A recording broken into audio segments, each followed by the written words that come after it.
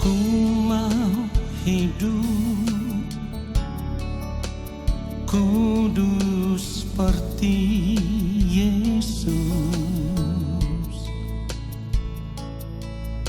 menjadi sempurna seperti yang Bapa inginkan.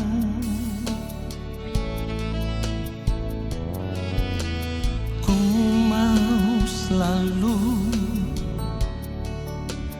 berkenan padamu, hidup mengenakan pikiran dan perasaan Kristus, dalam perkataan, dalam perbuatan. Ku mau Kristus nyata di dalamku, yang ku ingini hanya kerajaan-Mu, ya Allahku. Keindahan dunia, kesenangan dunia, tak ku ingini lagi semua itu, sebab kemuliaan yang Bapa sediakan, itulah yang sempurna.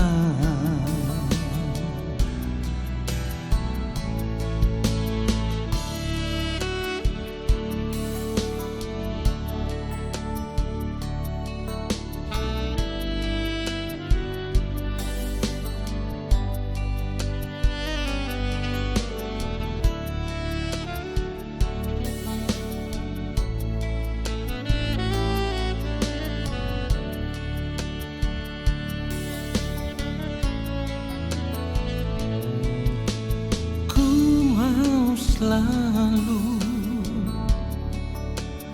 berkenan padamu,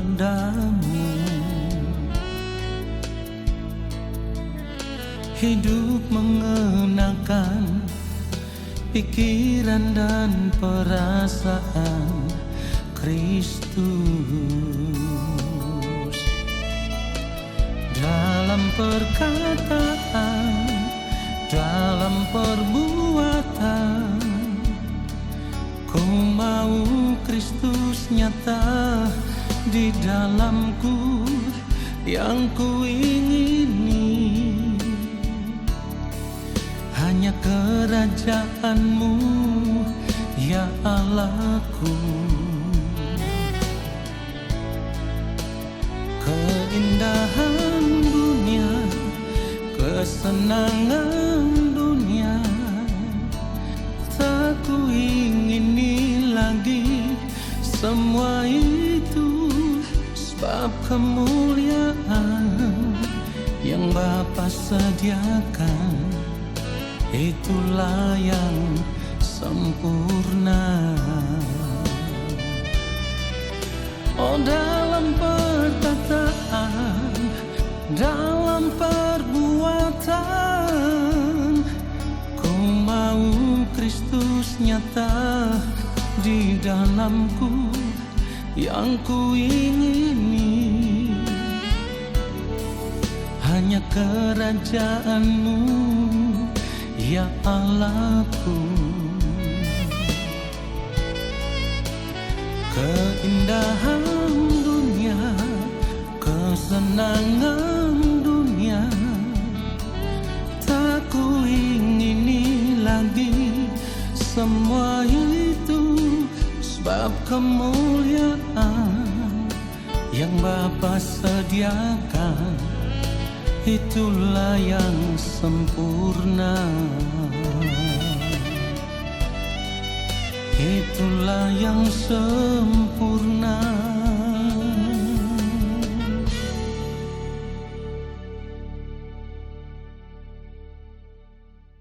Shalom Bapak Ibu Saudara yang dikasihi oleh Tuhan Yesus Kristus. Saat ini Mari kita semua mau siapkan hati dan pikiran kita. Kita mau arahkan hati dan pikiran kita hanya tertuju kepada Allah Bapa di sorga. Dan biarlah kita mau berdiam diri di hadapan Tuhan. Kita mau tenggelam di dalam hadirat Tuhan. Dan kita mau menanti-nantikan Tuhan saja. Kita mau menanti-nantikan akan kebenaran firman-Nya. Dan firman Tuhan itulah yang akan semakin hari, semakin mengubah setiap kita, membentuk kita untuk menjadi pribadi seperti yang Allah Bapa di surga kehendaki. Mari kita berdoa.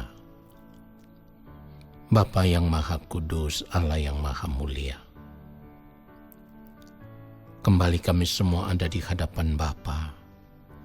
Kami menduduk diam di hadapan-Mu menanti-nantikan Bapa berbicara bagi kami. Kuduskanlah setiap kami ya Allah. Maafkan ketidaktepatan hidup kami. Sikap, gerak, pikiran, perkataan, perbuatan. Apapun yang kami lakukan yang tidak patut, yang tidak berkenan di hadapan Bapa. Ampunilah kami ya Bapa. Layakkanlah kami di hadapan-Mu ketika kami duduk diam di dalam hadirat-Mu. Dan kiranya Roh Kudus Tuhan memberikan kepada kami hikmat pengertian. Supaya apa yang kami dengar, kami boleh mengerti.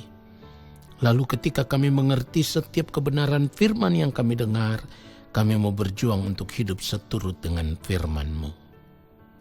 Bapa, hamba-Mu ini hanyalah alat. Hamba tidak dapat berbuat apa-apa jika Bapa tidak mengurapi hamba. Taruhlah setiap perkataan-Mu ya Tuhan dalam mulut hamba untuk disampaikan. Supaya di dalam segala kekurangan, keterbatasan, kelemahan, bahkan kebodohan hamba mau menyampaikan itu sesuai dengan kehendak Bapa di sorga. Di dalam nama Tuhan Yesus Kristus, kami siapkan hati kami untuk menerima kebenaran firman Tuhan saat ini. Haleluya. Amin.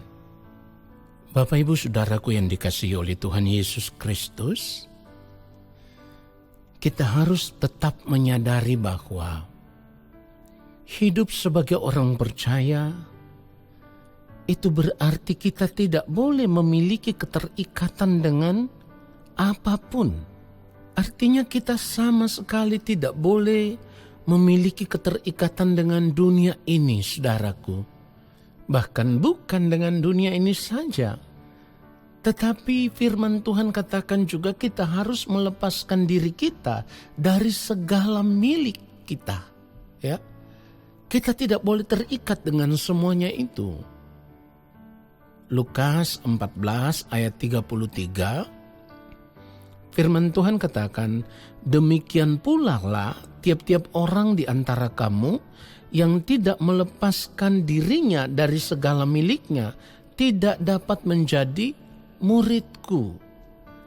Jadi sebenarnya ketika kita hidup sebagai orang percaya, kita ini ada di dalam proses didikan Tuhan. Kita ini akan terus diajar, kita ini akan terus dididik, kita akan terus dibentuk di dalam Tuhan. Nah, untuk menjadi murid Tuhan, untuk diajar atau dididik di dalam Tuhan, kita tidak boleh memiliki keterikatan dengan apapun. Dengan dunia ini, bahkan dengan segala sesuatu yang kita miliki. Firman Tuhan katakan kita harus melepaskan diri dari segala milik kita. Tidak boleh terikat. Kenapa tidak boleh terikat? Supaya fokus kita itu benar-benar tertuju hanya kepada Tuhan saja. Sebab kalau kita masih terikat dengan dunia ini, saudaraku, maka kita tidak akan memiliki fokus yang benar. Ya, kita tidak akan bisa mengarahkan pandangan kita hanya tertuju kepada Tuhan dan kerajaannya. Oleh sebab itu, ketika kita menyadari akan hal ini, saat ini kita harus menjadikan Tuhan sebagai satu-satunya kebutuhan hidup kita. Tuhan itu satu-satunya kepentingan kita, ya. Jangan lagi kita menyimpan keinginan-keinginan diri, jangan lagi menyimpan hasrat-hasrat hati atau hawa nafsu diri yang semuanya itu dipenuhi dengan berbagai keinginan daging, saudaraku. Sebab kalau kita masih menyimpan begitu banyak keinginan di dalam hati dan pikiran kita, maka kita tidak akan bisa dididik di dalam Tuhan. Kita tidak bisa dibentuk di dalam Tuhan. Kita tidak akan bisa diajar menjadi pribadi seperti yang dikehendaki oleh Allah Bapa di sorga. Kita harus menyadari akan hal ini. Sebab seperti yang firman Tuhan katakan, jika kita tidak melepaskan diri dari segala milik kita, kita tidak dapat menjadi murid Tuhan. Kita tidak bisa dididik di dalam Tuhan, saudaraku. Karena fokus hidup kita terbagi. Dan itu menandakan bahwa kita tidak sungguh-sungguh menjadikan Tuhan sebagai satu-satunya kebutuhan hidup kita. Kita tidak menjadikan Tuhan sebagai satu-satunya kepentingan kita. Ya, saudaraku. Oleh sebab itu kita harus menyadari akan hal ini. Saudara yang dikasihi oleh Tuhan Yesus Kristus, jika kita mengerti akan kebenaran ini, maka pada akhirnya kita juga akan mengerti bahwa menjadi orang percaya yang benar berarti kita tidak boleh merasa memiliki sesuatu, ya. Apapun bentuknya, saudaraku, kita harus tinggalkan itu semua. Lalu kita harus mulai mengikatkan diri kita hanya dengan Tuhan saja. Menjadikan Tuhan sebagai satu-satunya kebutuhan kita, kepentingan kita. Yang pada akhirnya membuat kita semakin menyadari bahwa ketika kita masih hidup saat ini, kita hanya hidup untuk menyenangkan hati Allah Bapa di sorga.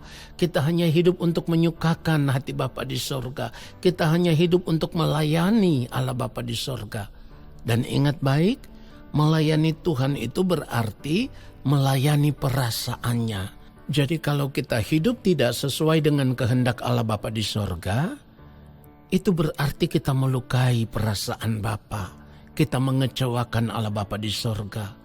Saudara yang dikasihi oleh Tuhan Yesus Kristus, hidup menyukakan hati Bapa di sorga, menyenangkan hati Bapa di sorga. Ini harus menjadi satu-satunya tujuan hidup kita sebagai orang percaya ketika kita masih berada di dunia ini. Dan cara hidup seperti inilah yang dimiliki oleh Yang Mulia Tuhan Yesus Kristus ketika Yang Mulia Tuhan Yesus Kristus masih hidup di dunia ini, masih hidup sama seperti manusia. Seperti yang dikatakan oleh firman Tuhan Filipi pasal 2, kalau kita melihat ayat yang ke-6, ayat yang ke-7 dikatakan, yang walaupun dalam rupa Allah, tidak menganggap kesetaraan dengan Allah itu sebagai milik yang harus dipertahankan. Ayat yang ke-7, melainkan telah mengosongkan dirinya sendiri dan mengambil rupa seorang hamba dan menjadi sama dengan manusia. Nah, saudara perhatikan itu. Tuhan Yesus sendiri mengosongkan dirinya. Dan ketika hidup sama seperti kita, sama seperti manusia, Tuhan Yesus memilih untuk hidup taat, melakukan apa yang menjadi kehendak Allah Bapa di sorga, dan tidak ada yang lain. Sepanjang hidupnya di dunia ini, Tuhan Yesus hanya hidup untuk melayani Bapa. Artinya melakukan segala sesuatu sesuai dengan rencana Bapa. Apa yang Bapa di sorga inginkan, itulah yang dilakukan oleh Tuhan Yesus Kristus ketika masih hidup sama seperti manusia. Nah, cara hidup kita sebagai orang percaya juga harus seperti ini, saudaraku. Sebab jika tidak, maka kehidupan kita berbeda dari kehidupannya Kristus. Padahal sebagai orang percaya, tujuan hidup kita yang terakhir itu adalah menjadi serupa dengan Kristus. Sempurna seperti Allah Bapa di sorga yang adalah sempurna. Ini tujuan hidup kita. Jadi kalau Tuhan Yesus saja ketika masih ada di dunia ini selalu hidup hanya untuk menyukakan, menyenangkan hati Bapa di sorga, hidup hanya untuk melakukan kehendak Allah Bapa di sorga, maka kita juga harus mengikuti jejak kehidupan Tuhan Yesus itu. Hidup hanya untuk menyukakan, menyenangkan hati Bapa, lalu hidup melakukan semua kehendak Allah Bapa di sorga. Ini merupakan harga yang harus kita bayar ketika kita mengaku kita percaya kepada Kristus. Sekali lagi, ini merupakan harga yang harus kita bayar ketika kita mengaku kita percaya kepada Kristus. Sebab Tuhan Yesus sendiri berkata di dalam Yohanes pasal yang keempat ayat 34, kata Yesus kepada mereka, makananku ialah melakukan kehendak Dia yang mengutus aku dan menyelesaikan pekerjaannya. Saudara, melakukan kehendak Dia yang mengutus aku dan menyelesaikan pekerjaannya.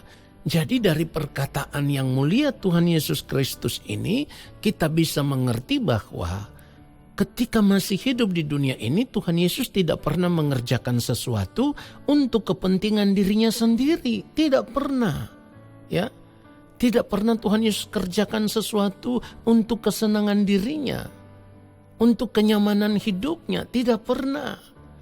Justru satu-satunya kesenangan hidup Tuhan Yesus Kristus itu adalah hidup melakukan kehendak Allah Bapa di sorga.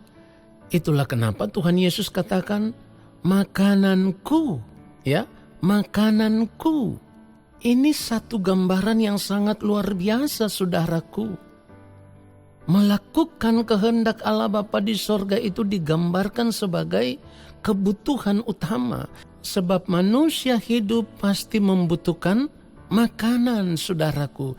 Jadi ini gambaran yang sangat luar biasa. Makananku ialah melakukan kehendak Dia yang mengutus aku dan menyelesaikan pekerjaannya.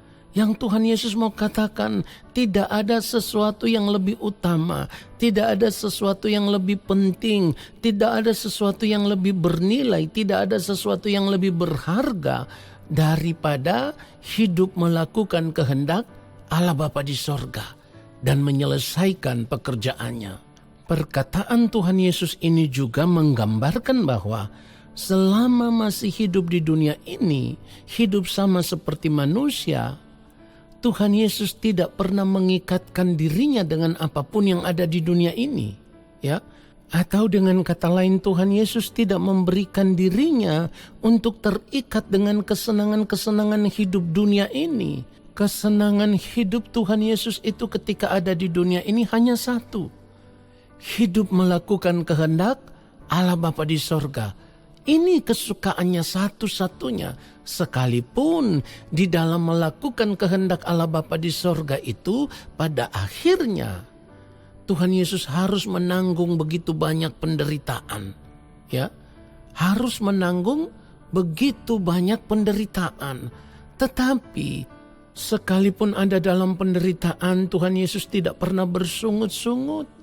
Dan penderitaan yang dialaminya sangat luar biasa, saudaraku. Namun Tuhan Yesus tetap hidup dalam ketaatan demi melakukan semua kehendak Allah Bapa di sorga. Ini artinya segenap hidupnya hanya mau untuk menyukakan dan menyenangkan hati Bapa di sorga. Nah, kehidupan kita sebagai orang percaya seharusnya seperti ini, saudaraku. Tetapi pada kenyataannya kita tidak pernah hidup sama seperti Kristus telah hidup. Kita hidup berbeda dengan kehidupan Kristus. Padahal firman Tuhan katakan di dalam 1 Yohanes pasal yang kedua ayatnya yang ke-6. Barang siapa mengatakan bahwa ia ada di dalam Dia, ia wajib hidup sama seperti Kristus telah hidup. Jika demikian, mari kita periksa hidup kita saat ini. Kita periksa diri kita masing-masing saat ini. Apakah kita sudah hidup sama seperti Kristus telah hidup, atau kita masih hidup sama seperti dunia ini? Coba kita periksa hidup kita, saudaraku. Yang mulia Tuhan Yesus hidup menyukakan, menyenangkan hati Bapa di sorga. Sekalipun harus menderita, ia tetap taat. Dan firman Tuhan menyatakan akan hal itu. Filipi pasal yang kedua ini kalau kita membaca ayatnya yang ke-8 dikatakan, dan dalam keadaan sebagai manusia. Sekali lagi perhatikan baik digambarkan, dan dalam keadaan sebagai manusia. Ya, ini jelas sekali. Karena apa? Karena Kristus telah mengosongkan dirinya. Ketika hidup sebagai manusia, Kristus tidak pernah menganggap kesetaraan dengan Allah itu sebagai milik yang harus dipertahankan. Jadi benar-benar mengosongkan dirinya, saudaraku. Lalu dijelaskan, Filipi pasal yang kedua ini, ayat yang ke-8 dijelaskan, dan dalam keadaan sebagai manusia, ia telah merendahkan dirinya dan taat sampai mati. Bahkan sampai mati di kayu salib. Ini ketaatan tanpa syarat, saudaraku. Sekali lagi, ini ketaatan tanpa syarat. Apa yang ditunjukkan oleh Tuhan Yesus Kristus ini adalah sebuah ketaatan yang luar biasa, tanpa syarat, sekalipun harus menderita. Ya, sampai mati ia tetap taat, bahkan matinya di atas kayu salib. Nah, saudaraku, mengerti akan kebenaran firman Tuhan ini seharusnya kita malu. Kenapa saya katakan seharusnya kita malu? Karena kalau ketaatan Tuhan Yesus tanpa syarat, maka sebagai orang percaya terkadang kita mau taat kepada Tuhan tetapi ada syaratnya. Dan syaratnya itu seringkali kita yang tentukan sendiri, saudaraku. Kenapa saya katakan syaratnya itu seringkali kita tentukan sendiri? Karena begini, mari kita periksa hidup kita. Kita rajin ke gereja hari Minggu, kita ikut persekutuan doa di tengah minggu, kita rajin mengikuti kegiatan-kegiatan kerohanian dimanapun. Ya, kita rajin sekali. Lalu kita merasa kita ini sudah menjadi anak Tuhan. Pada akhirnya yang kita perkarakan di dalam setiap permohonan doa kita adalah kita meminta supaya Tuhan mengabulkan atau Tuhan menuruti keinginan diri kita. Supaya Tuhan memberkati kita, mencukupi kita dengan berkat-berkat jasmani. Lalu yang lebih fatalnya lagi ayat firman Tuhan dicomot. Lalu dikenakan kepada kehidupan kita. Berkat bangsa-bangsa itu akan menjadi milik kita. Saudara, cara hidup orang percaya seperti ini bukanlah cara hidup yang diajarkan oleh Tuhan Yesus Kristus. Sejak awal kita melihat perjalanan Tuhan Yesus, cara hidup Tuhan Yesus itu hanya satu. Hidup untuk menyukakan dan menyenangkan hati Bapa di sorga. Karena ingin menyukakan, menyenangkan hati Allah Bapa di sorga, sekalipun ada dalam penderitaan, Tuhan Yesus tetap taat. Bahkan dikatakan taat sampai mati di atas kayu salib. Saudara perhatikan itu. Lalu mari kita periksa hidup kita sebagai orang percaya. Selama ini karena merasa kita ini orang percaya, kita orang Kristen, kita anak-anak Tuhan, kita hanya menuntut Tuhan, ya. Kita memaksa Tuhan supaya Tuhan mengikuti keinginan diri kita, supaya Tuhan mengabulkan setiap permintaan kita, saudaraku. Ini hidup kekristenan macam apa, saudaraku?